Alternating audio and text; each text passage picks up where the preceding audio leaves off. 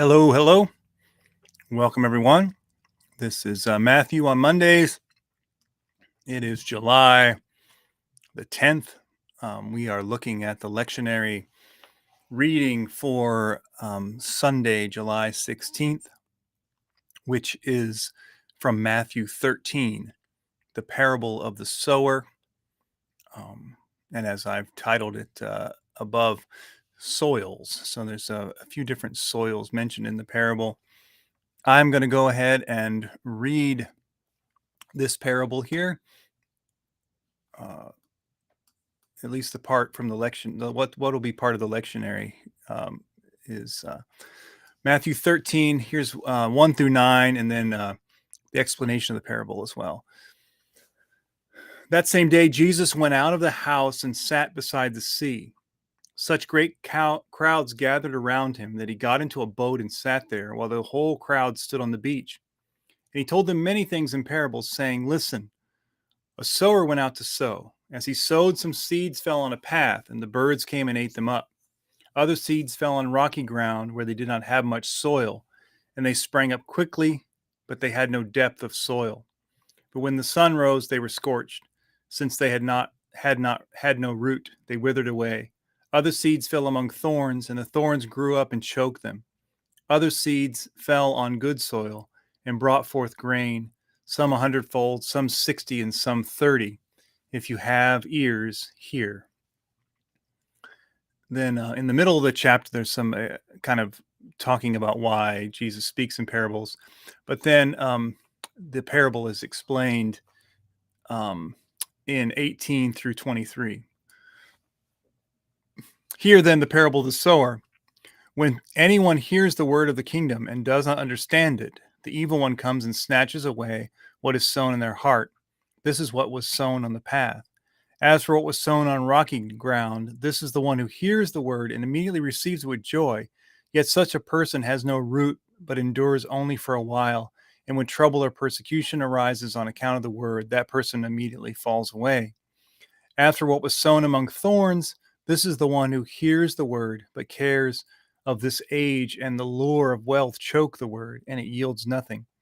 But as for what was sown on good soil, this is the one who hears the word, understands it, who indeed bears fruit and yields, in one case 100-fold, in another 60, and in another 30. That is the lectionary text for this week. And while we are waiting for Mark,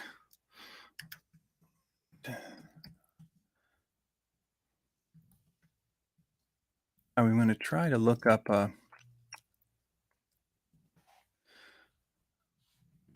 painting that I'm always looking for that I always forget to have ready whenever we talk about this stuff, but maybe I'll find it here in a minute.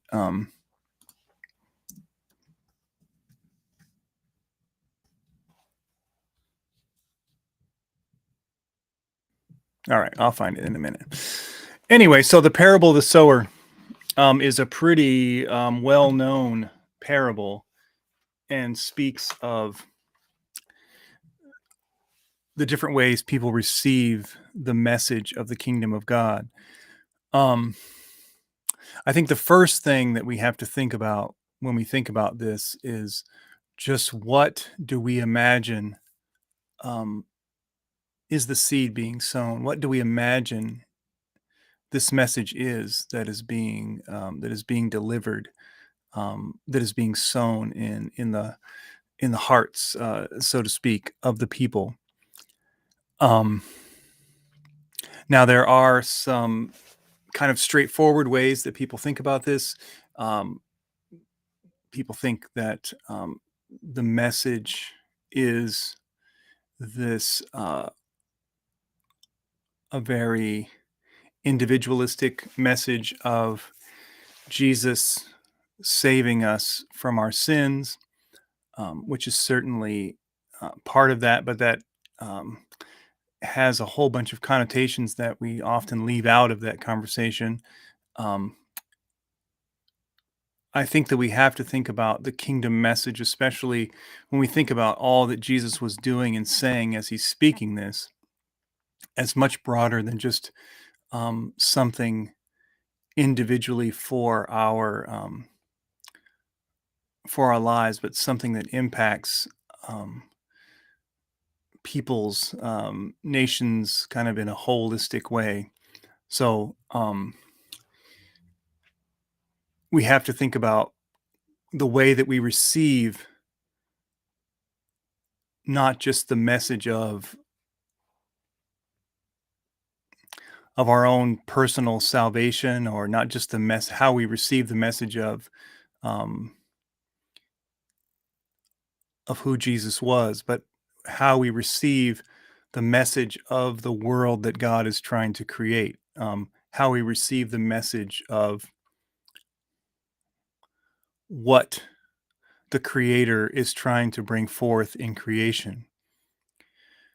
And so, thinking of it in those broader terms, when we think about the parable of the sower, I think the first thing we notice, um, and I get this kind of thinking along with this book, The Gospel in Solentiname. The first thing we get is that Jesus chooses a metaphor readily and immediately understandable by um, what is referred to in the Latin American, Central American context as the campesinos, like, or the farmers, the people, the people of the earth, the people who grow the food, the people who actually are about the sowing of the seeds, um, and not a parable in the language of those who merely eat the produce from the land, or are the people who hire out the land to others, but it is a language immediately understandable by the peasants, the campesinos. So that should make us think, first of all, about who the message who Jesus is attempting to speak most directly to, when we try to understand this parable. So that's the first thing. The second thing is thinking about how we receive the message, how we receive the vision, how we receive the possibility of what the world could be, what our sharing together of creation might look like, how we receive um, how we receive that vision, that hope, that the good news of that. And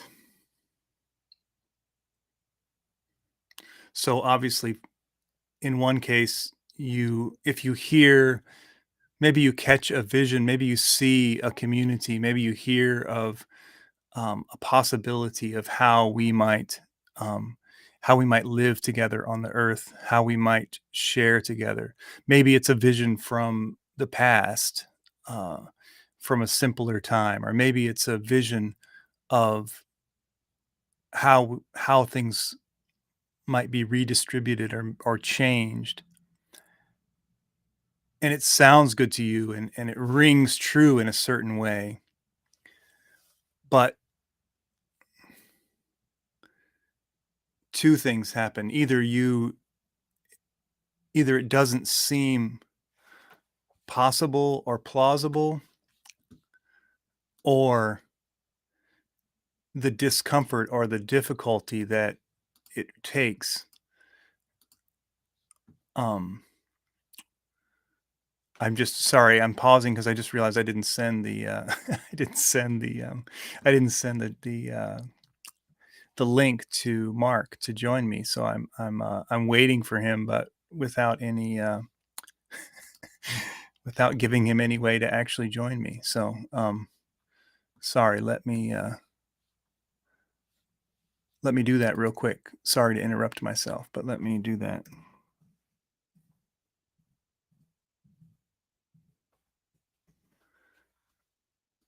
All right.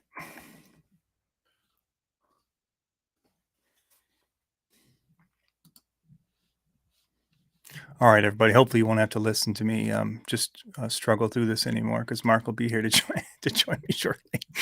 Um, but let's see. What was I saying?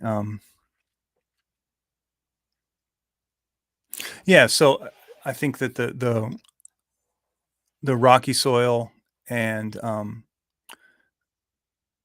as Jesus talked about the rocky soil and the way that the birds come and pick away at the seed, there are, there's ways that we hear and see different visions, different possibilities for what God is trying to bring to light in creation.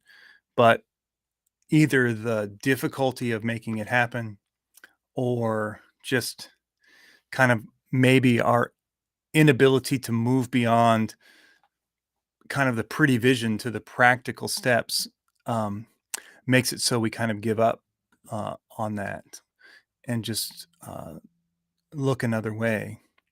Um,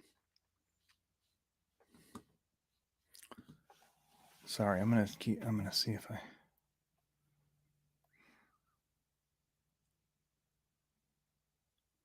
Oh, okay. All right. Well, look at that. Mark said he's gonna be a little late anyway, so I got the link. I got the link just in time. All right. So sorry, everyone. We're moving a little bit with a few hiccups today, but that's all right. And I know it's been a while since we've been with you. So, and also, I just encourage anyone while we're waiting, if there's anyone watching along, anyone has any questions or comments about this section of Matthew 13, talking about the parable of the sower, I would welcome, and I know Mark would too, welcome any of your comments. Just pop them into if you're watching on Facebook or on YouTube, just pop them in the chat function or in the comment section, and we will try to deal with those as best we can and help us all come to an understanding. Even if you have a comment, you want to share, please go ahead and do that. We try to just get folks geared up for what they might hear on Sundays, and maybe if someone's listening who actually has to prepare something themselves, maybe they get something out of this. Um, maybe maybe not. Who knows? But we are trying to help out as best we can. Um,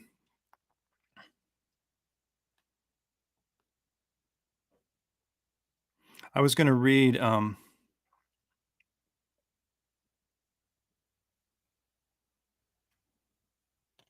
was going to read this little section from the Gospel and Soul and Tanami, about what I was just saying about who this is directed to.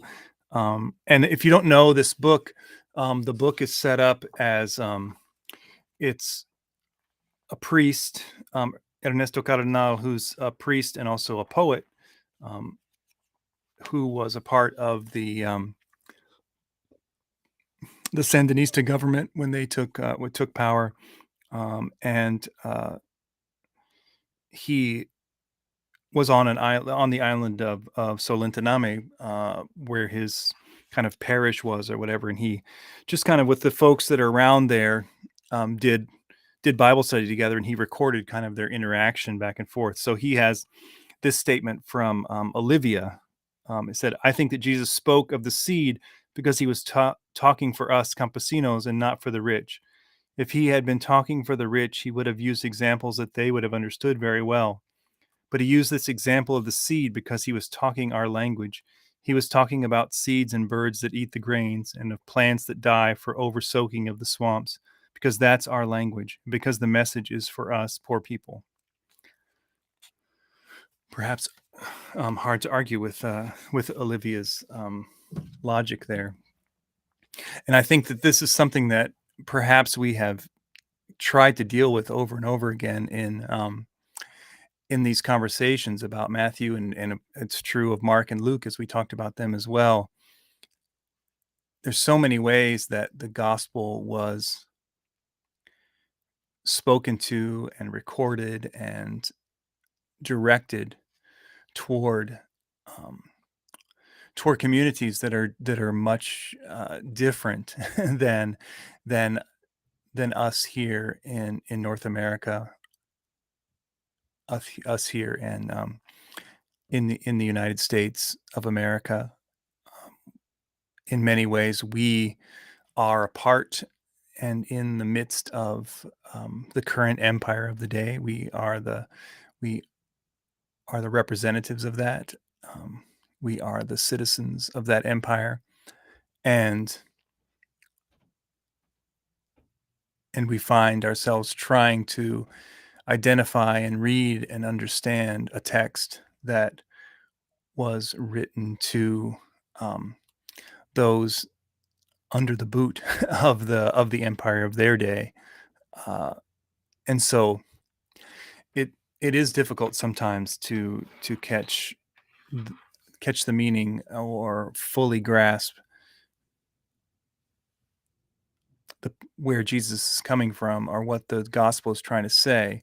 And I think even more so, the main danger is in us um, reinterpreting or shifting um, the message that is uncomfortable to us so that it just fits um, more in our reality. We see this a lot with the spiritualizing of texts or the um, making it about our own personal piety instead of real material conditions, which is what Jesus is mostly talking about. Um, all right. I see that Mark has joined us, so he can put me out of my misery here. All right. Hey, Good Mark. evening, good evening, Pastor. Yes. How are you? How are you? How you doing, sir? I'm doing all right. Doing all right.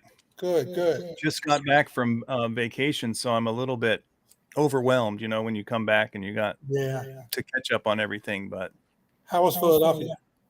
it was good. It was hot, but it Yeah. was good. It was good. Deb's parents live there.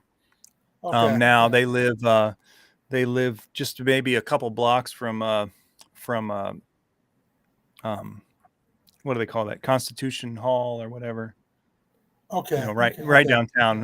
Where the Really, right the downtown, original, really? yeah, the original Constitutional Hall. Like where they Okay. signed the Constitution or whatever. Okay. Okay. Um, yeah, so they live down there, and then her brother lives kind of just a few blocks, well, a little, close to Temple, basically. Okay. Yeah, so he lives in a kind of a row house that they're fixing up a little bit on the north side of Philly, so near Fishtown. So I was there for a second, but yeah. Okay. oh, sorry, yeah, sorry, I was just saying they live downtown, and her brother lives on the north side of Philly near Temple, in near, close to Fishtown. You you got to Philadelphia after the event, right? The No, shooting. it actually happened. It happened. I think it happened. What, the 3rd Okay. or the 4th? I don't remember whether it happened on 4th of July or the day before. I think it was July 3rd. I think it was the 3rd. I think that's actually. I think we actually got there. I'm trying to think of when we got there, but no, we were there when it happened. Of course, I mean, we had to read about it just like everybody else. I mean, we Yeah. weren't that close to it. Yeah. Yeah, we got there. We got there. We got there that day. Basically, we got there. We got there on the 3rd. Yeah. Wow. No, it's pretty crazy, and It's beyond yeah, crazy. I haven't really. I read a little bit about it when I was there, but I haven't followed up on it any more Yeah. than that. Yeah. Anyway, Yeah. Yeah. yeah, crazy Yeah. stuff. Yeah. Yeah. Yeah. So what'd you say? I missed your introduction. What'd you say initially? What were you talking about? Well, no, the only things I've really said so far was I read the text and I was just saying how then I was just kind of going through kind of along with what you were saying at the beginning of your comments here about the use of the sower and Yeah. this parable being from from a certain location and most directly toward a certain location of people, Yeah. in the economy. And I read a little something from the Gospel in Solentiname, which is, from the kind of Bible study in Nicaragua around the time of the Sandinista Revolution. Okay. And What does he say? it was just one of the people that were speaking, was saying how Jesus spoke of the seed because he was talking for us campesinos. She's basically saying the same thing, that Jesus is using this language that the campesinos, the farmers, the everyday people would understand, and not using language that Yeah. would be more familiar to the rich. Now, one of the things I really struggle with this parable, and you can maybe help me a little bit, when he talked Yeah. about the crowd. Now, when I hear the crowd, I Mm-hmm. think of, well, these mass of people that that come from the different diverse backgrounds. Some of them a lot of the social and economic background of the person of the sower, who struggling every day just to survive.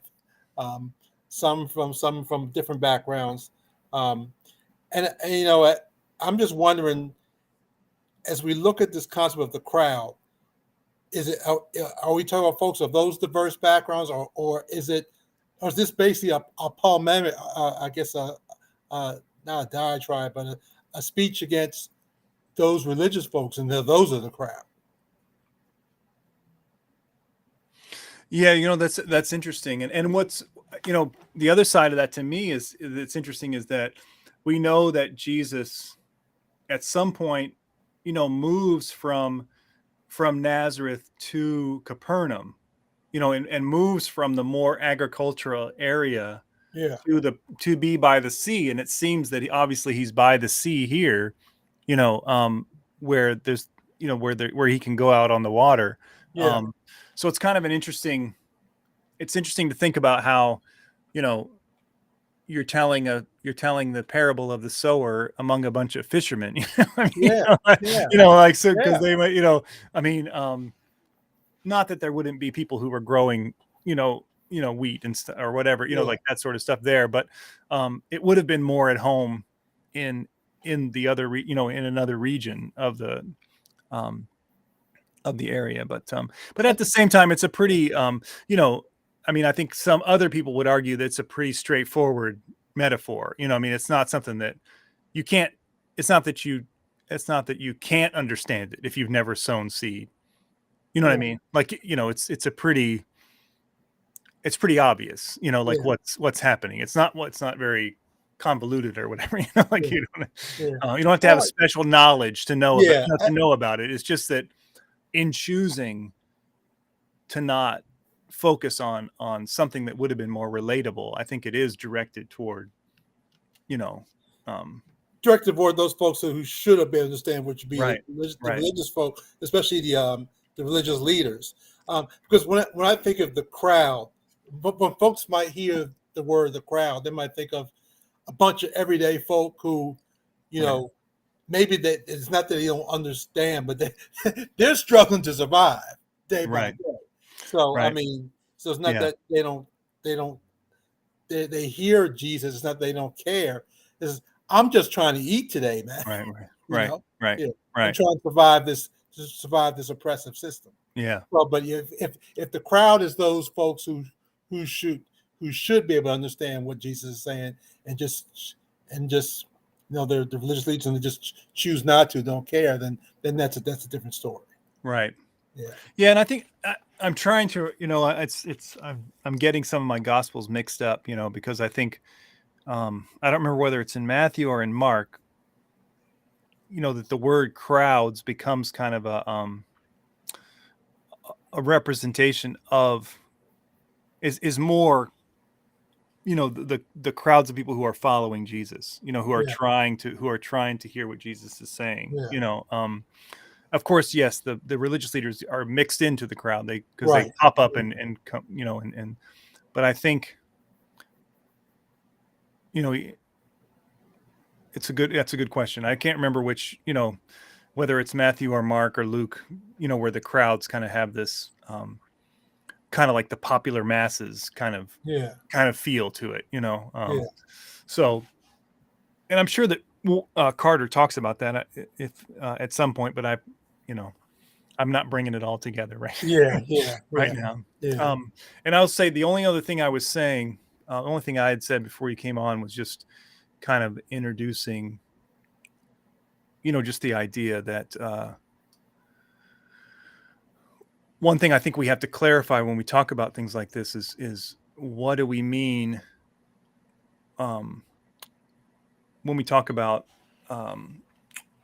what is the good news? What is the good, what is being sown? You know what I mean? Right. What is the word of the kingdom? You know what I mean? What is that?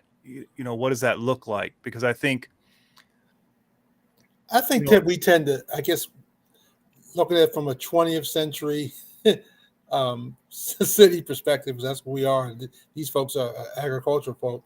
We of course we always say that the seed is the word of God, and Jesus is teaching the word of God, which I'm not saying that's mhm, not true, but I think what I was trying to say when I wrote my little piece is that, and I think Carter points this out, that the kingdom of God creates. When I say it creates division, it creates choices. mhm, Either you choose to accept and be part of the revolution, not as an overthrowing, but not be, saying that I'm not going to allow this oppressive system to dominate me, to be my focus anymore. That right, I'm that I'm that I see the words of Jesus and the life he offers as being a change. I'm for that change, and mhm, I'm gonna be part of that change. And then the folks that say, well, they're rejected. Well, I'm happy with the status quo. right, I'm happy with where I am. And I'm part of. I guess I'm part of being. Not of, I'm only happy of where I am. I'm happy with uh, the socioeconomic uh, benefits I'm getting from being a part of where I am. right, Yeah, yeah, yeah. And I think, and that's I think that's what I was trying to say at that point too, is that yeah, you know there's one thing to think of it as, the word of the kingdom as just this kind of very very individual, right, personal piety focused. right. What do I believe about Jesus? Yeah, which has been the traditional viewpoint. But Right, I think I hear Carter saying that if we leave it at that, we've missed the boat. right, right. Yeah, and I think I was just trying to I was trying to say basically, um, that I think maybe if we cast it in terms of, this broader vision of the way of life and Right. the the future, the vision of what Jesus is casting, what Jesus is trying to bring about, what Jesus is living. Yeah. If we see it as this kind of, um, I think about for myself, like, what are some times when I have kind of been given a vision of the possibility of what a community could look like, or Look like. what Yeah. or what our world could look like if we did this and this, Right. if we lived out what God is calling us to, if we Right. lived into this vision. And I think part of the problem is, and again, I love what Carter does in his books when he lays out um, the socioeconomic background and Rome as the dominant oppressive culture, and Right, looking at Jesus and the Jews as the dominated culture. right, Um, you know, and I think part of the problem is as we read these texts, Darren, we're spoiled. right, We're spoiled. We well, I guess you can say that as people of color, we some of us have lived in it, and we still live in echoes of a culture that reflects domination and marginalization. But I would say that even now we have it better than what they had it two right, thousand years ago. right, right. Yeah. Well, I mean, And even if we don't want to go that far, Yeah. I think that I think in general we have to recognize that for most of us reading this text, and even if we are in a marginalized community or an oppressed community, or as some people would say, an internal colony, if we've been colonized internally, even if that is true, most of the time, as people hearing this text and hearing this, we are not encouraged, at least on the first brush, to think of ourselves in those terms of oppressed, and Right. oppressor, or empire and Right. oppressed. Right. We're taught to think of these texts in a very, did I hear that Jesus is Lord? Did I accept Jesus into my heart? Right. And then Personal did power. I, did I then go out drinking on the weekend, and so the devil came and Right. snatched me Right. up? You know what I Right. mean? Like, or Right. did, Right. or well, there's all kinds of Yeah. other scenarios. Right. Right. We don't have Yeah, to get into the did, but I think you're right in suggesting that, as Carter suggests, the primary way we should be reading these texts is through the lens of empire, oppressor, Right. and then oppressed groups. And even if we don't consider ourselves amongst the oppressed groups, how can we read it as people of empire Right. trying to hear it from the Yes. side of the people who are oppressed? Which leads into the issue of, and I hear you talk about this a lot too, of hearing voices from below. Yeah. That we have a hard time hearing from voices from below. That the voices from below are speaking and they're crying out. But I don't know if we're spoiled, or we're just, or Jesus says in the past that we're blinded. Right. We're blinded by materialism. We're blinded by the values of empire. Yeah. Yeah. Yeah.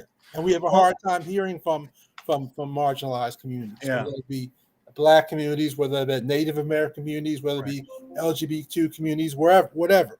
Right. Yeah. Yeah. Yeah. Well, yeah, exactly. And it's interesting. And, I've been reading this. I've been trying to finish this book on the Gospel of John since we were, since we did John so long ago. There's this, I read it through, but then, I've been rereading it, trying to really get, what the guy is saying, Yeah. And, part of what he's trying to say is that part of what the word is in John, the idea of the word is this, is actually the very voice of the other, the very voice of the people crying out, the very voice of the oppressed. That's what Jesus actually does, is manifest this call, this word that we can't, that's so hard for us to hear. Jesus actually, in the word of the kingdom, is this word that says, here are all these other people that you have not figured into your your reality. And then until you do, you cannot have the kingdom. You cannot make it real, and I think that what we've done too often is that, the other personal piety narrative just doesn't even, just excludes all of that, and it becomes a word about our personal salvation and not a word about a possible kingdom, a possible new reality. And think about when Jesus says, "Let those have ears, let them hear."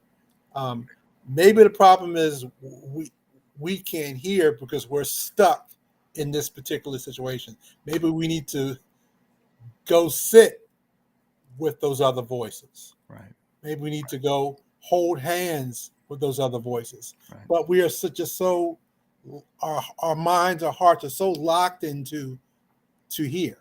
Yeah. Yeah, Yeah. yeah, Yeah. yeah. And part of metanoia or transformation is part of that process is going to sit with those other voices and really opening our hearts and minds to those other voices. Yeah. Yeah. Yeah. It's interesting. It's trying, I mean, it's really, I'm just trying, I've been trying to think about,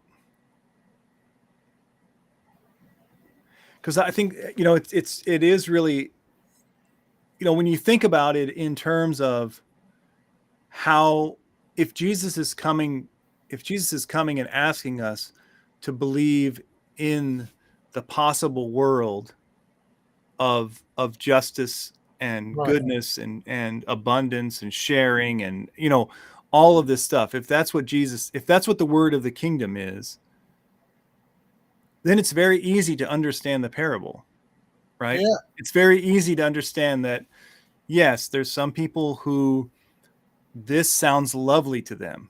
It sounds great that we could all be together and, Right. da da da da da, and it'd be, and so that's just, it's lovely, and I really, it rings true to me. Right. But when it comes to the next step and the thing you have to do to make it a Yep. reality, Mm-hmm. then, Mm-hmm. Yep. that's when the roots don't dig in, and then the seed gets taken away. That idea leaves almost immediately. Yeah. Yeah. Because that means I have to make some changes or adjustments. I'm just Right, not comfortable, or I'm not ready. I'm not ready to do that yet. right. And I mean, in the explanation, Jesus calls it persecutions. But I mean, for us, sometimes it's even just minor discomforts. You Yeah. know, Yeah. for some of us, for me, I mean, even me personally in the past, I think just even kind of like a mental inability to grasp, like we'll put somebody off, like, oh, I don't Yeah. see it, whatever, I mean, like, so, Yeah. and then one of the things that one of the people says in here, which I think is really important for us to think about, is it says that Felipe says that seed fell, the seed that fell near the road where the ground was walked on because people pass by there. That's what happens with people who have their minds closed by propaganda.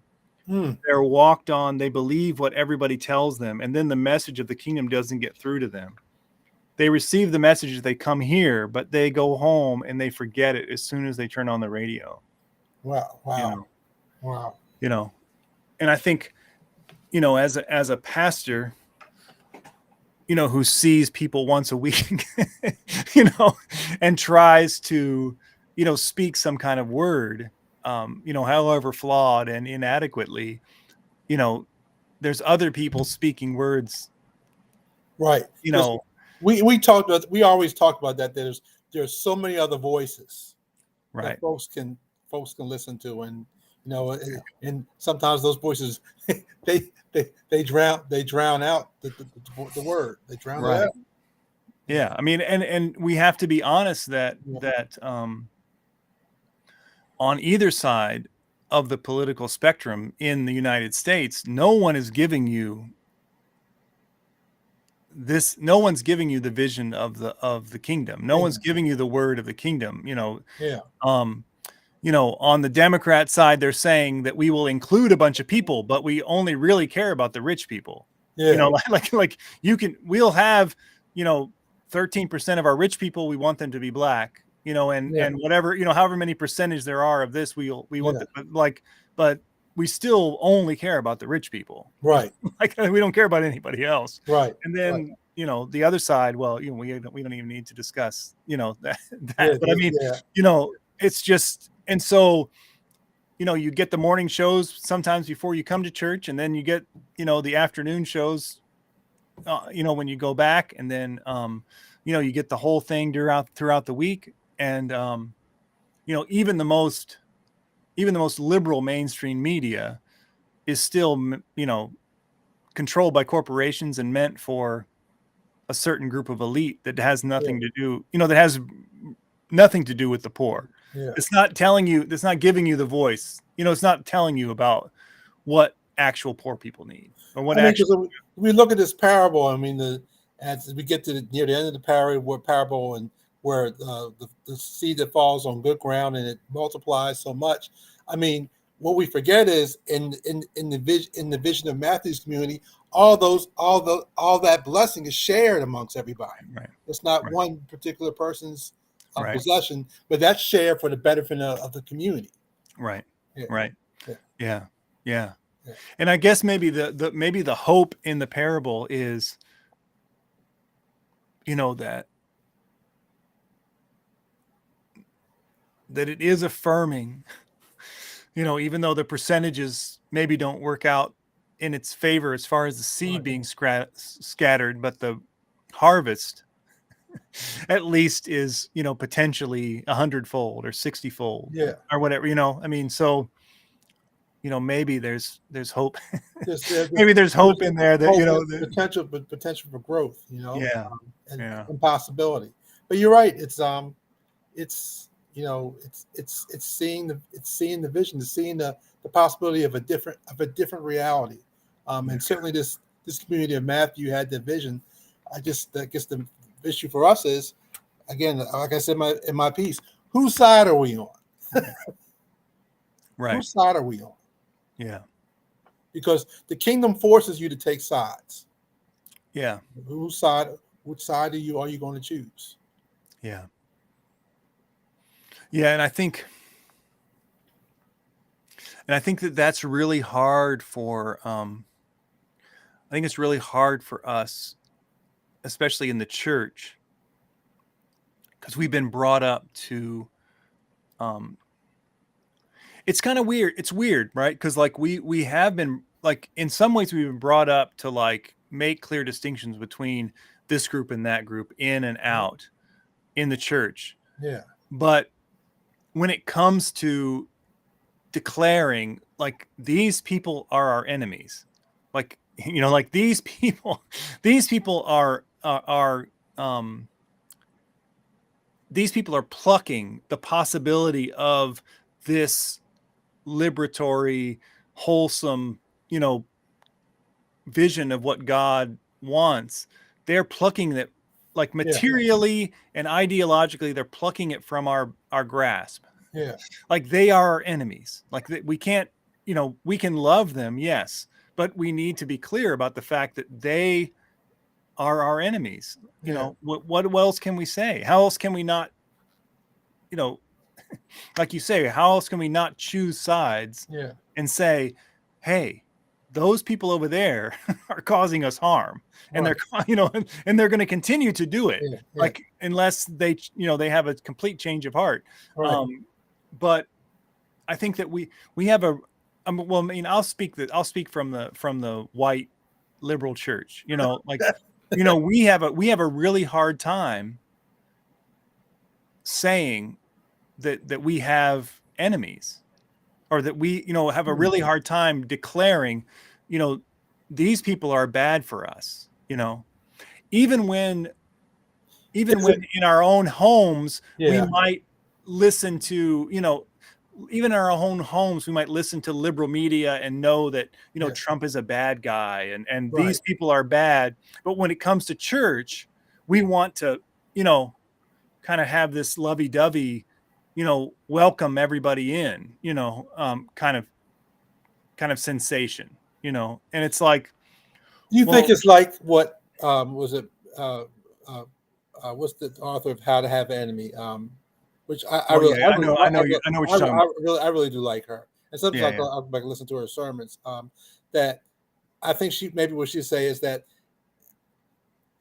it's not the people so much, but it's maybe the systems that they come from. That's the problem.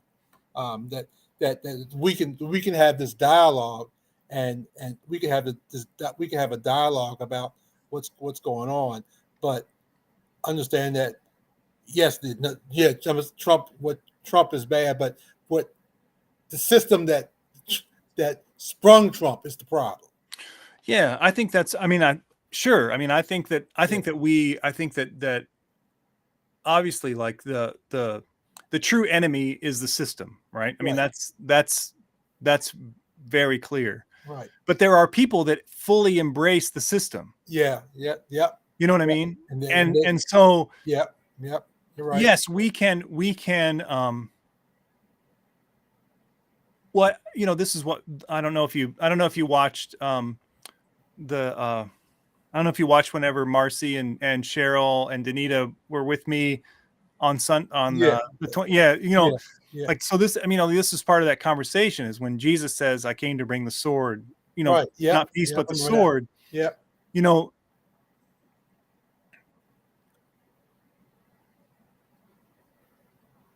There are times when, yes, we can have conversations with people, we can love people, we can, Right. we're not trying to like beat them over the head with something or I personally am not like promoting violence against, whatever, Right. Right. like any group of people. But there are people that espouse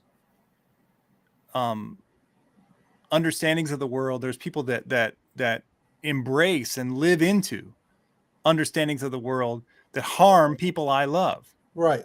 You know what I I mean? guess I hear you saying that as long as those folks are willing to be co-opted by that, then they are the enemy. Yeah. I mean, it's almost like the movie The Matrix, when I think in the beginning part when Lawrence Fishburne is walking on Keanu Reeves around, he says as long as these people are part of the Matrix, they are the enemy. So I guess it's the same thing. As long as you're co-opted and allow yourself to be co-opted by it, then you are the enemy. Well, I mean, to use the movie for example, I mean, the guy who's sitting there eating the steak. Yeah. He knows it's a fake steak. Yeah, he knows it. Yep. Yep. But he loves that steak. Right. And he's willing to kill or let die his friends. Yep. Just to be a part of it. I mean, and to be perfectly honest, to be perfectly honest, I mean, I think that what we are called to often is to realize that we are the enemy.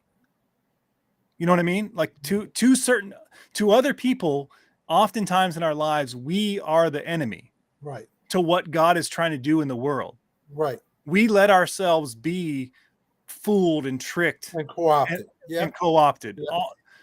All the time. And that's the struggle with sin in that trying to ask God to give us the strength to realize that sometimes, we are the man. We allow ourselves to be co-opted. Right. Yeah, you're absolutely right. Well, and the parable I think makes it clear when it talks about the thorns, of wealth and the and that sort of thing. I mean, if you are walking through a patch of thorns, you are going to get pricked. You know what I mean? Like you can't pretend like you are some kind of like, Teflon, whatever, you know what I mean? Like you're going to walk through. Right. So, I mean, I think that's, I mean, in certain mainline traditions, there is a tradition every week of saying a prayer of confession, of acknowledging the fact that you come to this place from a week of falling short, of missing the mark, of what you're supposed to be. Right. And I think that again, like this is this is part of it. We have to recognize that. And this is where the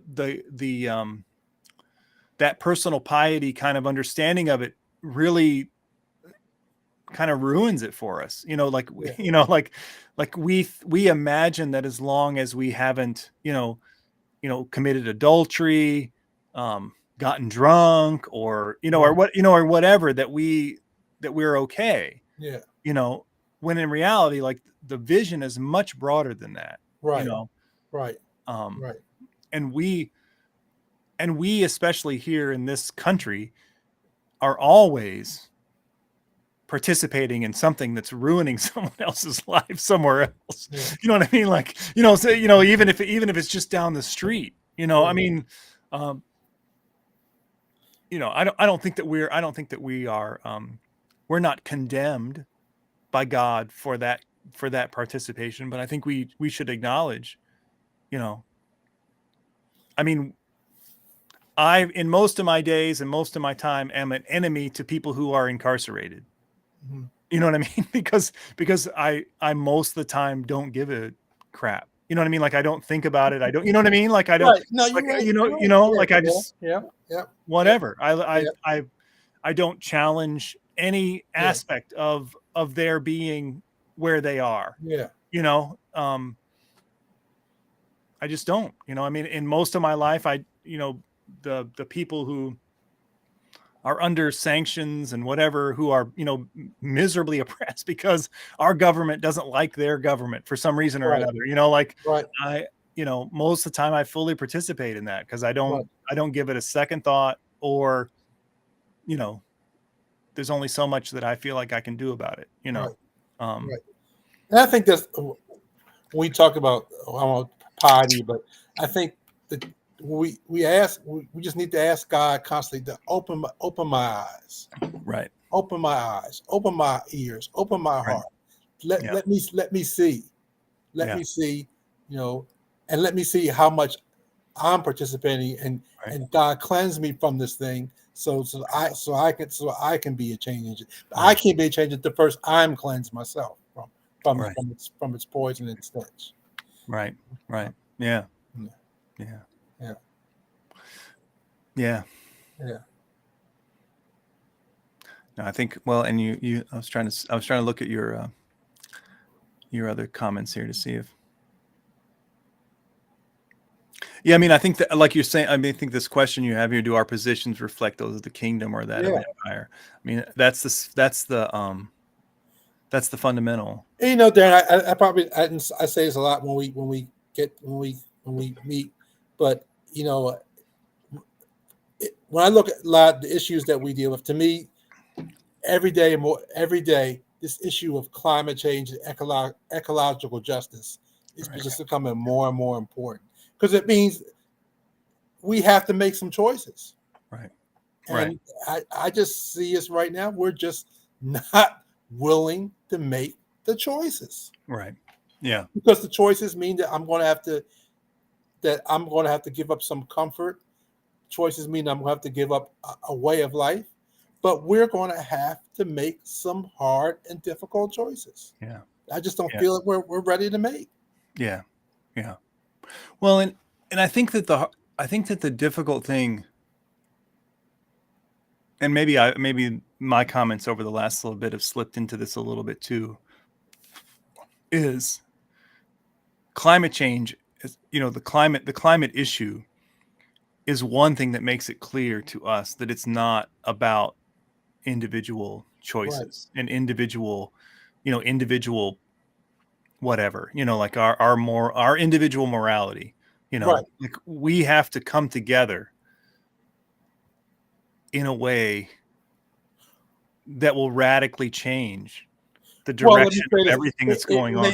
It may mean that we have ourselves have to start making some individual Right. choices. Right. I mean, like for me, I told one of my choices that my next car is going to be a hybrid vehicle. Yeah. I mean, that's one of my choices. Right. I want to get more into recycling. That's choices we can make. Right. But you're right. It's not. We're just. Right. It's a mindset change we have to understand that there's some things that need to be different. Right. Well, and I mean, and I'm going to get in trouble maybe, but I mean, obviously, I mean, our whole economic system, aka capitalism, right, is geared in a way that will never have a concern right, for this that will never be able to conquer this issue. It's you're not going to capitalism yourself out of ecological disaster. Right. Exactly. It doesn't care enough about the everyday person. Right. It doesn't care enough about different sectors of the world. Right. It it only cares about a certain level of accumulation, Right. and in the hands of people who don't care.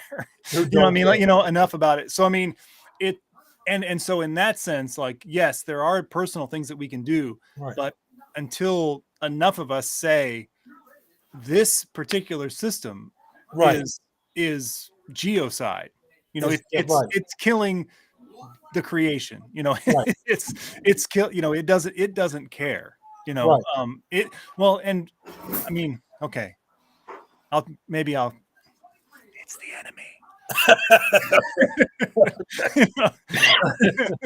I mean, so Yeah. I mean, and that's and I don't I don't know how we get around that. I mean, if someone can show me something different, I'll entertain it. Yeah. You know what I mean? Yeah. But I Yeah. haven't, you know, I, I haven't seen any evidence to the contrary. let's Yeah. put it that way. I mean, Yeah. because Elon Musk's electric cars are just destroying some other part of the universe to make the batteries to power his cars. You Right. know what I Yeah. Yeah. mean? You know what I mean? Yeah. Like, Yeah. Look at the whole I mean, like picture. Yeah. Yeah. it's just, I mean, until we actually have a system that focuses on everyday people. I mean, just like we're talking about, until our system actually listens to the people that Jesus calls us to Right. listen to, Listen to. Right. it can't flow in the way that creation Right. was intended to, Right. because that's the way creation was intended to operate. Right. You know, Right. that's what God has been telling us over and over Yeah. again. Yeah. From the very beginning, Yeah. that until you provide justice for the poor, the orphan, the widow, then this system is going to things are going to keep getting messed up. I guess we as a church, we have to trying to find we need to find ways of being better advocates for the voices from below. Right. Yeah, we Right. find a way to do that. Right. Yeah. And we have to be unafraid, or at least willing to hear what those voices ultimately claim Right. about what we need to do and how we need to change, Right. because, in the end, it's one thing to pat people on the head and say, we hear you, Right. It's another thing to say, okay, well, we have to make the changes that actually, One of the things Jesus says in the parable, there's going to be backlash. And when we do that, there's going to be some backlash. right, right, And we just got to be yeah, ready to deal with it. right. And I think we have to learn, I think what we're saying, we have to learn when the backlash comes, is the backlash another voice that we need to, is it another voice of people that we need to incorporate? So, Mhm. you can listen to a certain voice of the oppressed, but you might not, they might be patriarchal voice Yeah. of the oppressed. So there might be other voices that you need to Right. incorporate, Incorporate. from other people. Yeah. But what I think that we tend to do is that we tend to take all voices as equal, so, we hear the voice of the oppressed, and then we hear the voice of Jeff Bezos, and we say, well, let's try to Right. figure out who's right here and how we Right. make a medium ground. Well, it's like, Right. no, he's a part of a system that Right. has that is ultimately destroying and Right. oppressing all of these people. Like, Right. that's just, Right. whatever, however nice of a guy he is, Yeah. like, like, in the end, he's a part of a system that's our enemy, whether he personally is or not. He You know what I cares mean? about money. Right. That's where he's coming from. Yeah. Yeah. So he might propose a foundation or what have you, but understand in the end, it's about dollars for him. So Right. Yeah, he might give away 200 million while he's Right. accumulating Right. 120 billion, Right. but Yeah. what it takes to accumulate that pales in comparison to the 200 million. Yeah. What you take away from people to accumulate that. Right. Right. Yeah. And then, again, it goes back to recognize that he's a part of the system, and the system is the enemy. Right. And again, to go back to the parable, and that idea of propaganda, I mean, the system itself has the best voices. They're the ones with the clearest, most entertaining, most attractive, Yeah. the most, they have all of they got all the cards in their hand. Yeah. And that's what Carter would say. I mean, he definitely would say that the empire has the biggest bullhorn. Right. Yeah, Right. yeah, and the Yeah. best one of the best bullhorns. Yeah. And I Where's think that system called? maybe what this parable, maybe what this parable is helpful in having us think about is the way that in our community, even in our communities that claim to embrace the word of the kingdom, where are we, where are we letting that word, where are we letting that call fall on the stony ground? Where are we letting it rot? Yeah, When it should be taking root, yeah, where are we, where are we letting it get scorched, yeah, in our communities, in our own lives, whatever, whatever that may be, because, in the end, I mean, Jesus is talking, Jesus is not pronouncing something new, right? I mean, yeah, he's reminding them of a thing that's as old, that's as old as creation, that's on, or at least as old as the prophets and, yeah. and Moses. So, I mean,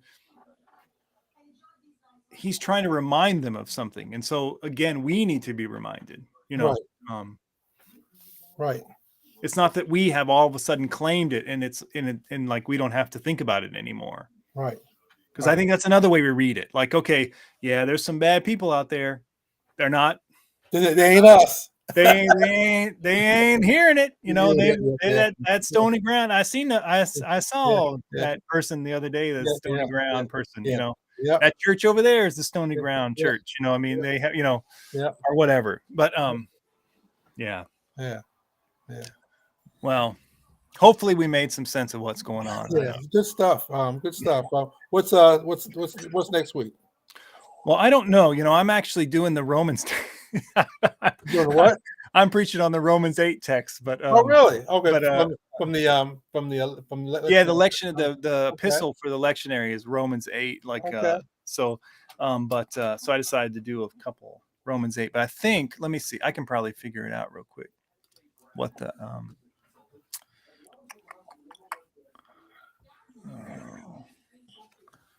let's see here. Let me find them. Let me find it.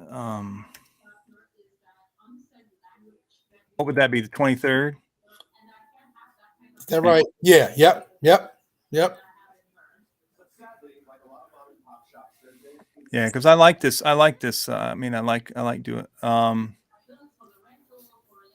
Oh, so it's another parable. It's the parable of the wheat and the tares. Oh, So 13, 24 through 30. that's And then, more. That's more sides. yeah, exactly. Exactly. So Wow. yeah, Okay. so the wheat and the tares and then the Okay. explanation of that. Um, Okay. yeah. Okay. Wheat and the tares. Wow. And I will say that Marcy said that she'd be with us Yeah, next. she did. She did. She would be. So Now, that'll be good. we've heard that before. Yeah. Yeah.